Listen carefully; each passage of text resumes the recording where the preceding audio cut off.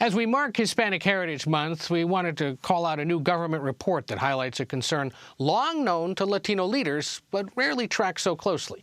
The number of Latino consumers nationwide is growing, but they remain underrepresented in a key industry, ours, the media. While Latinos make up 18% of most workforces, they only make up 12% of the media industry.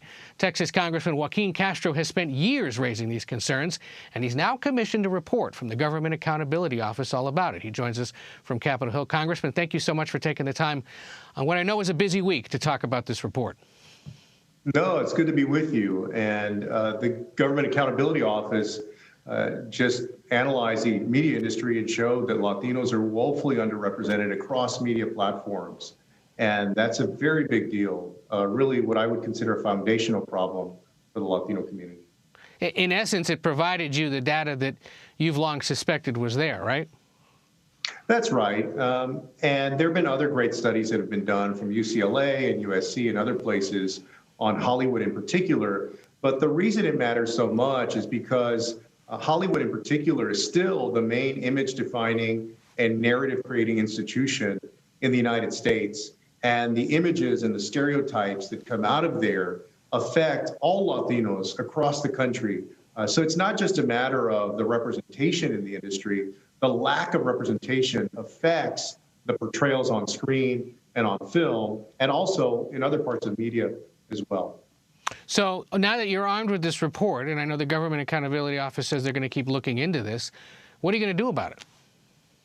Well, a few things. First, we've been working with groups across media platforms, so broadcasters, folks in print journalism like the New York Times, the Los Angeles Times, Condé Nast, Meredith, the entertainment industry.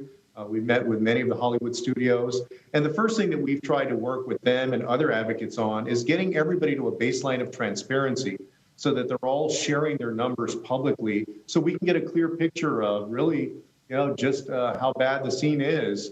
But then after that, moving and collaborating towards accountability and improvement. And some have been better than others about that. Are there media companies you found are doing a better job than others? You should feel totally free to call them out, even if they're not this one. Well, there's some that are more eager, I think, to improve. For example, the conversations and meetings that we've had with Hearst, that owns newspapers, magazines, and television stations, have been promising. But there are others that just seem more intransigent. I was disappointed, I've said on the record, in our meeting with the New York Times, because, for example, they didn't want us to meet with anybody that's on the editorial side or on the news side. It was a meeting with just the business folks. And the numbers there have been bad for quite a while. And so there's different companies across different media sectors that are good and bad. So, I mean, you can say the numbers are bad, but give us a sense then of what they're missing or what they have misrepresented by not perhaps having numbers that are closer to what Latinos are overall as part of the population. Well, I think when you're missing Latino representation or Latina representation within any of these industries, you're less likely to get an accurate portrayal of the Latino community. And so the portrayals often are reduced to stereotypes.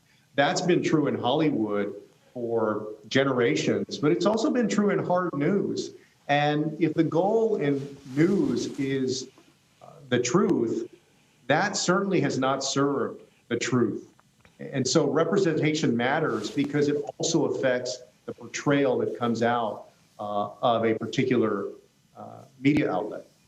Is there a story recently that you thought that probably would have been better handled if they had a better sense of the community or if there were more people around the table making the decisions? There's got to be something specific. Yeah, I mean, I see those stories all the time where I think that folks kind of miss the boat. There's not one that stands out in my mind right now in this moment. But over the years, as I've read, whether it's stories or watch things on television, I think that people miss the boat all the time. Is there a show right now or a movie that you've seen recently that you think they got it?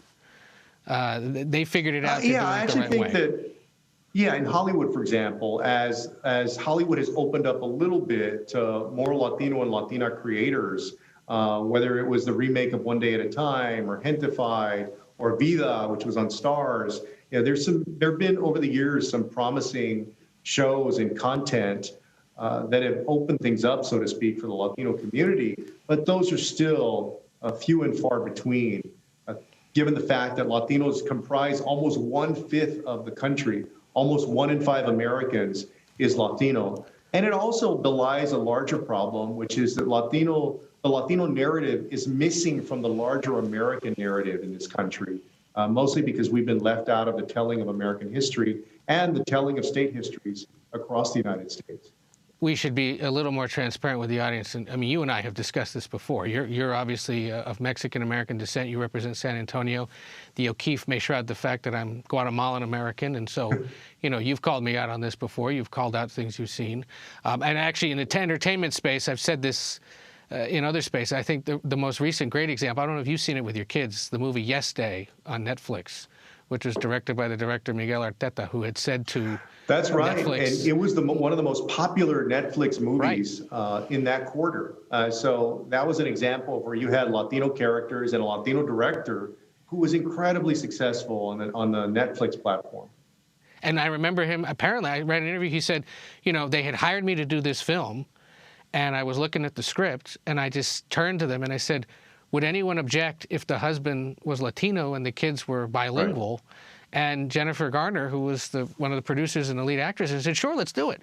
And it was such a subtle representation of what reality is, I think, for so many Latino families in this country, which is you're not all necessarily just speaking Spanish, or you're not, you know, necessarily living on the West Coast. It's sort of an anywhere or any you know, typical American family kind of thing that just so happens to speak Spanish or slip into the vernacular during the day. And I think that's important because Latinos are, you know, many folks are immigrants, perhaps came to the country within the last few years or the last 10 years, but you also have families that have been here for generations and generations, not to mention the fact that, you know, originally many of our families came from different nations, right? So it's not just Mexico or Cuba or somewhere else. It's made up of folks that came from many different countries in Latin America.